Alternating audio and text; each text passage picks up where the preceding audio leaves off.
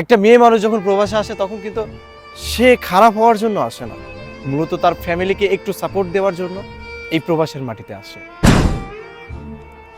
বিদেশে আমরা ছেলেরাও আসি, আবার মেয়েরাও আসে। সুখে থাকতে কেউ বিদেশে আসে না। পরিস্থিতি যখন খারাপ হয়, দেশে যখন সবকুল হারিয়ে ব্যর্থ হয়, তখনই একটা মানুষ এই প্রবাসের মাটিতে আসে। তবে কেন ছেলেদের বেলায় সুনাম আর মেয়েদের বেলায় দুর্নাম? একটা মেয়ে মানুষ যখন প্রবাসে আসে তখন কিন্তু সে খারাপ হওয়ার জন্য আসে না, মূলত তার ফ্যামিলিকে একটু সাপোর্ট দেওয়ার জন্য এই প্রবাসের মাটিতে আসে। অথচ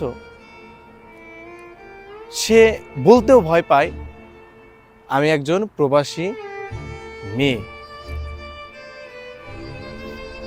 কারণ মানুষের যদি জানতে পারে একটা মেয়ে মানুষ প্রবাসে এসেছে, তখন ভালোর থেকে খারাপটাই বেশি বলে।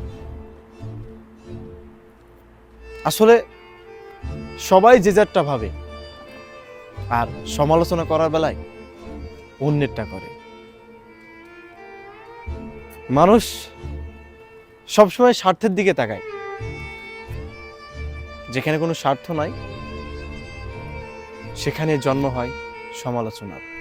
সমালোচনা তো মানুষ তখনই করে যখন দেখে নিজের চোখের সামনে অন্য কেউ ভালো আছে। যে মেয়েটা এসেছে এই প্রবাসে, সেই মেয়েটা আপনার চোখে খারাপ। যদি মেয়েটা হতো আপনার, তাহলে সেই মেয়েটা হতো হীরার টুকরো। পরের বেলায় যত দোষ যত ভুল সব খুঁজে খুঁজে বের করেন, আর নিজের বেলায় ভুলগুলোকেও ঠিক মনে হয়।